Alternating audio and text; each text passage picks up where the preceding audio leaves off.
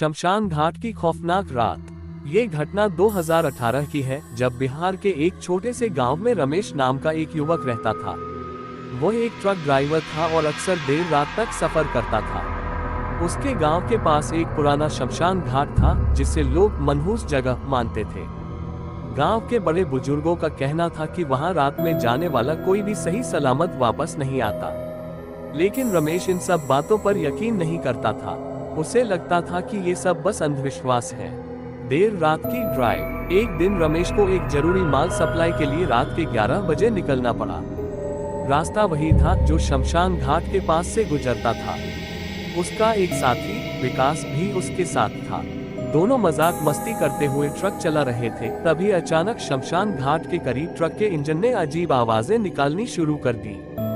रमेश ने ट्रक रोका और नीचे उतरकर इंजन चेक करने लगा।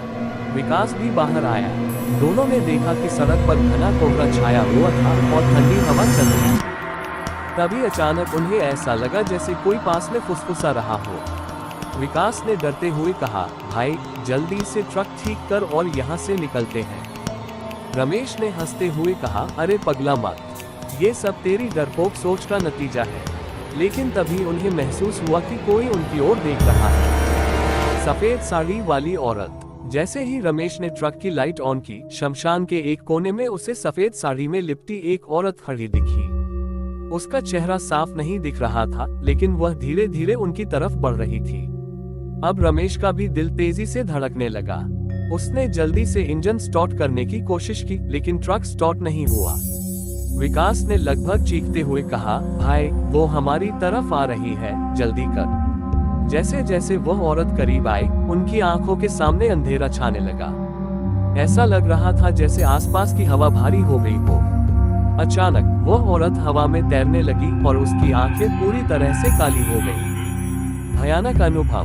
विकास डर के मारे पीछे हट गया और गिर पड़ा।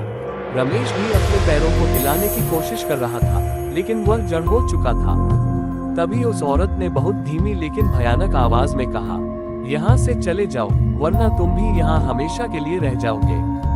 तभी एक जोर की आंधी चली और शमशान के अंदर जलती हुई चिताओं की लपटें अचानक तेज हो गईं। उसी समय ट्रक अपने आप स्टार्ट हो गया। रमेश और विकास बिना एक पल गंवाए ट्रक में कूदे और पूरी रफ्तार से वहां से भाग निकले। जब उन्होंने शीशे में पीछे देखा तो वह औरत अब भी उन्हें घूर रही थी और धीरे धीरे हवा में घुल रही थी। अंजाम। इस घटना के बाद रमेश कई दिनों तक बीमार रहा। वह जब भी रात को सोने की कोशिश करता, उसे वही डरावनी आंखें दिखती। विकास ने गांव के लोगों को ये बात बताई और गांव के पंडित ने कहा कि वहां किसी अतृप्त आत्मा का साया था, जो रात के समय वहां आने वालों को डरा देती थी। उसके बाद गांव के किसी भी व्यक्ति ने उस रास्ते से रात में गुजरने की हिम्मत नहीं की। कुछ लोगों का मानना था कि वह आत्मा किसी अधूरी मंशा के कारण बंधी हुई थी और जब तक उसे मुक्ति नहीं मिलेगी, वह इसी तरह लोगों को डराती रहेगी। आज भी अगर आप उस गांव में जाएं और रात के समय शमशान घाट के पास से गुजरे, तो कुछ लोगों ने दावा किया है कि उन्हें सफेद साड़ी में लिपटी एक परछाई दिखी थी। क्या आप भी उस रास्ते से गुजरने की हिम्मत करेंगे?